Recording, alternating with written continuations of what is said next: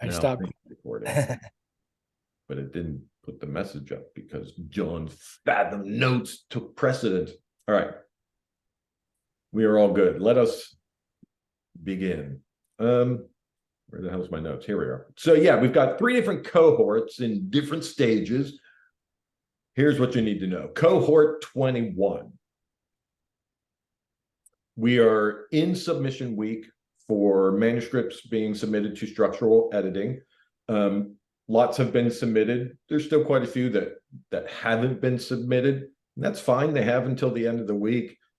I've even got flexibility to bump a couple to Monday if that's needed. Not that big a deal. So just be in touch with your wranglers to let us know what's happening. And of course, you can always refer to submitting manuscripts to structural editing. But yeah, get the rest of them submitted this week, or if you need until Monday, let your wrangler know, and we can make that happen. Now, typically that is the end of the cohort. Do we have any extenders? Actually, we do have one that I'm aware of. So of course, keep marching along with an extender if you have one. I think that only applies to Trisha. Cohort 22. Wait, before I go into cohort 22, let me just scanning, no newbies. Okay. Cohort 22. All right, this is kind of our problem cohort because I don't feel like I've seen those anemic word counts suddenly skyrocketing. There's like literally only a few weeks left. 2 really. I mean, good grief. Green light for cohort 22 is Monday, November 13th. So push. Get those anemic word counts and a transfusion if that's what's needed. Now, that doesn't mean you do any writing, of course, but push. We got to push these writers because, yeah, we can't have a cohort this anemic going into publishing or we won't be happy. So help your writers with those critical green light docs, right? We're looking for those introductions or author's notes. I think they're all introductions. And a sample chapter, we want to get them to at least 20K by green light, and then 25 to 30 by the time they submit to SE. So let's get cracking. It will also then be time to either revisit or fill out for the first time writing quality and writer neediness in Airtable. Put in notes. Everybody's got to have some notes for those. And get them started on the chapters tab if they aren't there yet. So please crack the whip in a very gentle fashion with cohort 22 writers. We need them to get cracking. Let's see what else. Blah blah blah. Yeah, no, that's good. Cohort 23. So our Costa Rica slothy chocolate boy, before he ditched on us this week, he did send all those welcome to developmental editing messages, and I have seen all introduction messages go out. There may be like one little one left somewhere. Not a big deal. For any boxes that weren't checked on that intro message, I did check ones that weren't checked if I knew that the message went out in Airtable, because that's what triggers the change between positioning to developmental editing. Automations, a la Jordan water wash. All right, so everything's so smooth. Woo! Yeah, everything is really smooth right now. We do have more writers this time around, which was kind of nice to see.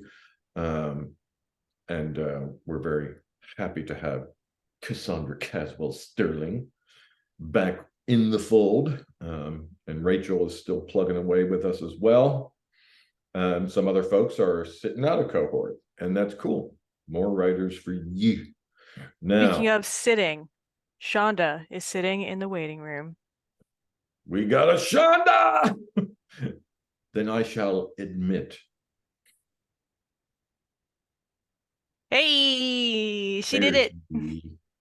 Okay, let's see what else. Cohort 23, blah blah blah. Double check your calendar availability. These writers, I mean, I've already seen quite a few initial meetings take place.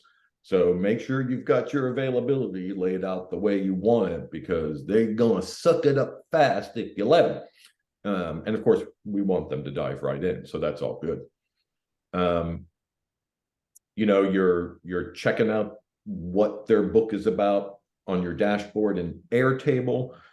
You're running through positioning workbooks to see what's buried in there. You're breaking out inspiration stories and listing them for the writer on the content index, since they don't know how to do that yet, but you will show them the light and the way. Keep those inspiration story reviews nice and light. Don't hit them with a ton of stuff that'll freak them out. And then, of course, after you have your first meeting with writers, in your follow-up message, give them your working with me document, et cetera, et cetera. Next week, of course, will be our second of two templated messages, the key dates message. And we'll post the link to that in the Monday message or the Tuesday message in the DE chat room. Let's see. Looking ahead, cohort 24 is going to start in December, which feels like weirdly early because I usually think of the next one starting in January, but just because of how the dates work out, we need to get them engaged before the holidays throw us all asunder. So just be thinking of that. And that will, as I like to remind you, that will be the first cohort that takes place entirely in the Goog. So keep splashing around in there to see what things look like. It's different. It will take a little getting used to, but it's really not at all onerous. And it's going to be better for all of us, including the writers, in the long run. So we get through the small amount of pain of this transition. So yeah, there will be this dual platform thing going on for a while because everybody before cohort 24 stays in Quip. So we'll be working multiple platforms. Life is beautiful. I think that is the majority of announcements that need to be made. Regina, in terms of training for Google, I believe when you're, well, no, I can't say that. I was thinking of something else. I was thinking of Airtable. There's like some little training documents in there. Yeah, our DE training is in the process of being retooled for the new platform. In terms of actual Google training, I don't know what we're planning to do that's different, if we're just incorporating platform stuff into the DE training or doing something separate that's focused on Google. Jordan, any thoughts on that? Yeah, the goal is to just update the current expectations that we have, remove all the Quip stuff from it, and just reinsert the Google stuff. So there might be like a document here or there that's used kind of across all departments, like how to record a meeting on Google Meet, stuff like that. But there's not going to be like, this is a week dedicated to your Google training. It's Right. just regular expectations training. So we'll probably just give you guys that whenever we were planning on giving you cohort, that like the next cohort expectations. I don't remember. Are we odds for DE doing that? I Odd have cohorts? no idea I off the don't remember. of me head. I Uh, don't either. Michael will yeah, know. in terms of what's different in Google, it's mostly just kind of like navigating and things like that. So I don't think you're going to find it like mind-numbingly different in a way that's difficult to handle. It's just, kind of getting used to a different style of interface. What else? Zen is not with us today. She was going to be our Meet the DE. She had to fill in for somebody at her other job. So for this week's book of the week, I have a lovely little book that I recently bought. It is called Refuse to Be Done, which the title is a little counterintuitive because what it says in the subtitle is how to write and rewrite a novel in 3 drafts. It sounds to me like then you're not refusing to be done, you're getting to done, right? So I don't know. Yeah, This that's book may a be that's a promise to be entirely done in 3. right. I don't know. Yeah, writing is rewriting, etc. Anyways, I have not yet read this book, so I'm not like putting this up as, oh my gosh, this is the best thing since sliced bread in terms of writing and revising. That remains to be seen. Who's So, it by? the author is Matt Bell. Matt Matt Bell. Bell, as in the ultimate dingaling. So yeah, I was at my local independent bookstore, which is called the Toadstool Bookshop, and I got to poking around. Bought the book I have been meaning to read for a while about all the Marvels. The guy who read all 27,000 plus Marvel superhero comic books and lived to tell the tale. And he's got some interesting perspectives on that conglomeration as an epic single piece of epic literature. It's pretty cool. So anyways, yeah, that's the book of the week. Refuse to Be Done by Matt Bell. Eventually, I will read it and let you know in approximately 2026 what I thought of it. Yeah. Let me go back to my notes here, see what we got. All right. So, books for young readers. Yeah, so I guess I'll just say a little something about that in terms of me. So when I was a kid, the thing I got into reading very early on, I don't know what age. I don't think I was like a super early reader. I wasn't like, at age 3 being like, yes, Encyclopedia Britannica, please. My brother was, though. I think when one of my brothers, not the oldest one, the middle one, he what was the encyclopedia set that we had? Was it called World Book Encyclopedias? Yeah, that we had all of those. And I think when he was like 8, he did read them all. Yeah, because he was a little weird in that regard. Pretty smart, i.e., higher IQ than me. Fine, everything's fine. But I always got better grades. Boom. See what I'm talking about there? It ain't about the raw smarts, people.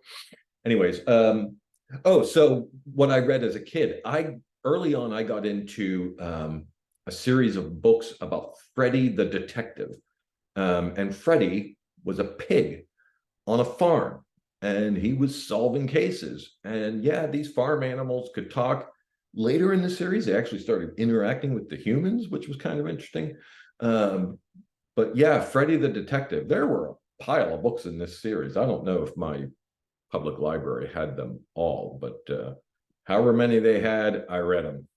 Freddy the Detective, scintillating material, let me tell you. All right, so what else we got here? Book of the week, young reader, yeah. Oh, so since Michael Bailey is not here to shamelessly plug himself, apparently that task is falling to me. Michael wanted to announce this: The Day of the Dead. He's got his new anthology coming out. It was a Halloween book release, contains some pretty big names, including Chuck Palahniuk and Stephen King. So that would be an alternative book of the week if you want to get into that. Also, his latest anthology, the QN Qualia Niche Volume 2 is also out, dark science fiction and horror. So yes, our absent head of editing is continuing to publish. What else? Oh, it is November 1st, which means NaNoWriMo, National Novel Writing Month, is underway. Some of us are participating. Theoretically, that includes me. But let me tell you, it's very theoretical because I got a lot going on. But we'll see how far I get this time. Last time it was not very far at all. And there was something else. Oh, you will have seen in the DE chat room that we have, in fact, launched a new podcast. And I believe John Palisano is in maybe the opening episode. So you'll find links to that in the DE chat room. Check it out. Check it out. Oh, and one of our REs, Ann Kelly, has something coming out. It's so good. It's called Veilhaven. It's about cryptids. Oh, the whole cryptid angle. That's cool. I was a beta reader for it. It was real Wow. good.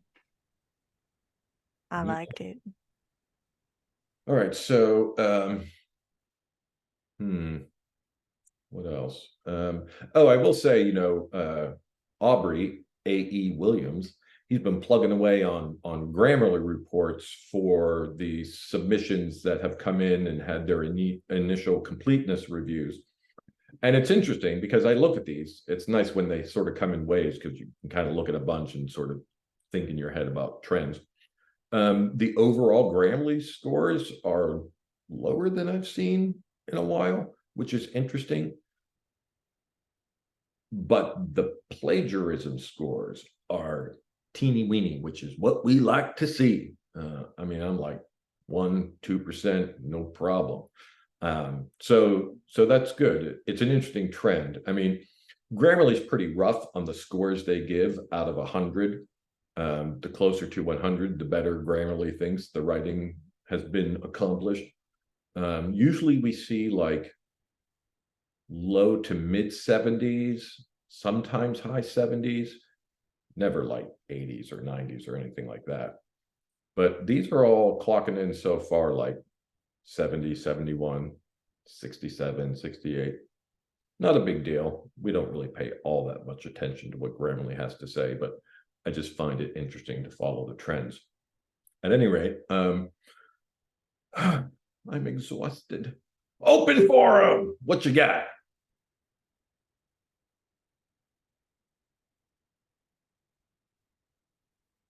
Excellent. And goodbye. No, I'm just kidding. Cassandra. Hello.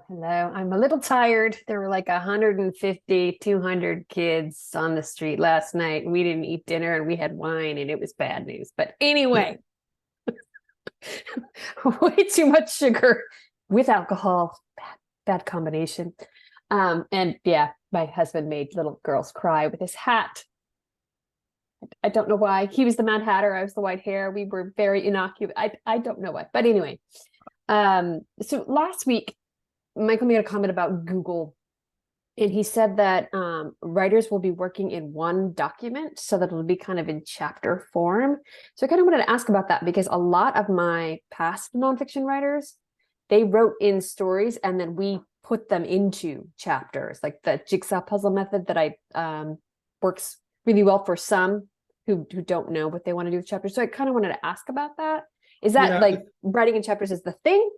Right. Or no, option? you can, it's an option, right? You can work with the author in the way that works for you and the author. You don't have to write in chapters. The people that we expect to write in chapters are those who are coming in where they're going to be putting in a book that they've already started on and already written. So we don't want to be going backwards with them and saying, like we have to equip and saying you have to put each of these things in a different document.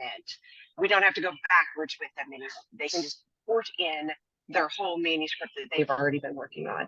Anybody who's writing stories and writing snippets, writing pieces, keep doing what you're doing. You don't have to change how you work with the writer to accommodate Google. We're really looking at those people who are coming in who have already started writing a chapter. So they're already Like we have several people coming in this time that are already 3 or 4 chapters in when they get to you. And so we wouldn't make them bust that up in separate documents. But you can, if it's not working when you get to chapter 5, you can be like, you know what, write chapter 5 over here. Let's make everything, let's go ahead and do the puzzle method. So it's good. It still works the way you work. It's just going to be a lot easier for those authors who have already written a whole bunch to move it from their private Google to our Google Drive where you can get to it and not have this fight with them about, no, you have to break up each document into a separate document or each chapter into a separate document. And then I would say what's interesting is that in that scenario where they really are doing stories, and then eventually you have to kind of figure out where they fit together.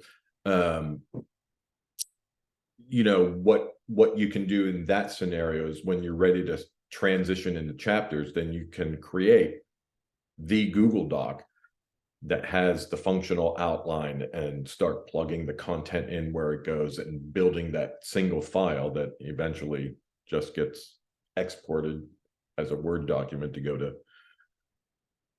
CE and that sort of thing. So I would say that we do still want to have the GL docs as separately linked documents throughout DE.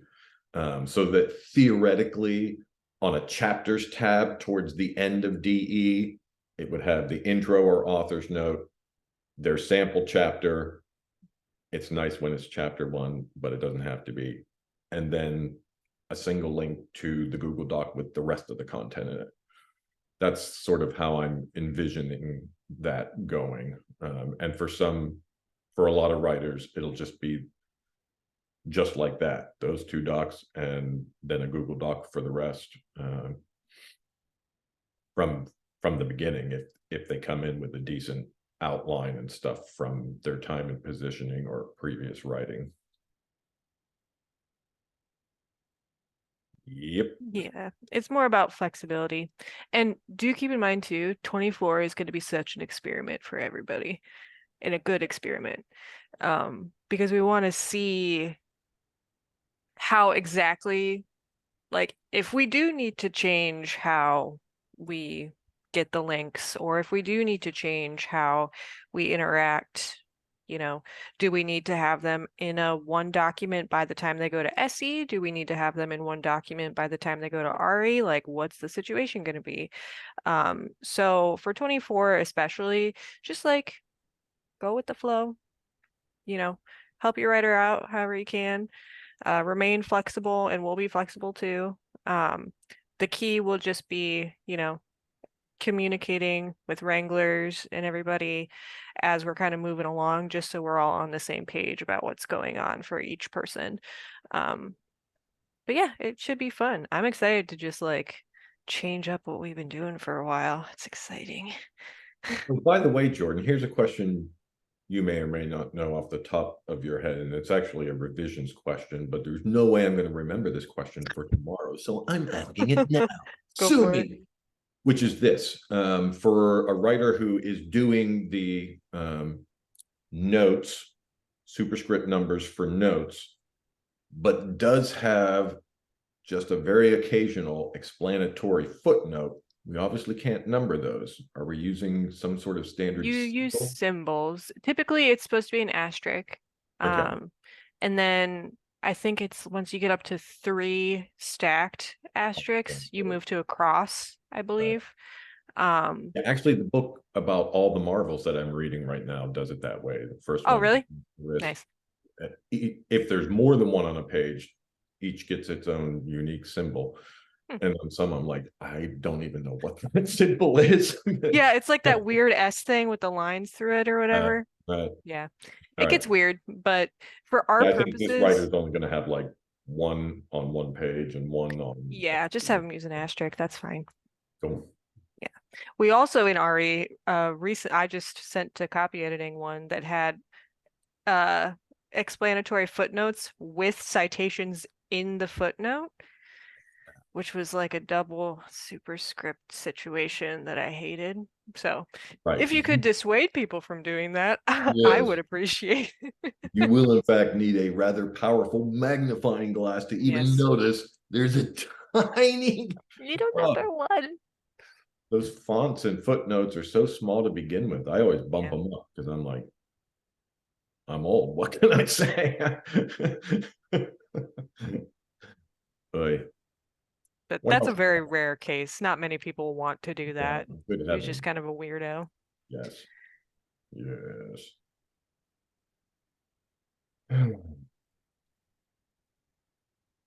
Anyone?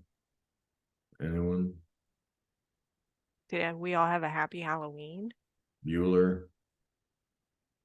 It's still Bueller. Halloween here in my heart. Besides the crying, obviously, the crying children. That's sad. It did snow, which I hate. I saw posts from quite a few places in ye old Midwest that had snow. Yeah, we have Halloween. a That's solid layer on top of everything. It makes me want to cry. Cry. I hate it. I hate snow. All right, Chitlins, that puts us at exactly 30 minutes, which is perfect for those who are time. Oh, Yeah, I was gonna say something, but then I was like, I don't know if we actually did waiting. record it. It sucks to be them. Oh, I'll let John in just so we can kick him right back out. So yeah, I think we'll let you all go. Just keep plugging Sorry, along. John. Oh, hi, John. Bye, John. So that's it. If anything comes up that you're unsure about, if you've got questions, as you know, you can always contact your wranglers, and you can always post in the DE chat room. Otherwise, I hope you all have a non-traumatic day after Halloween, and we'll see you in Quip. Bye, everyone.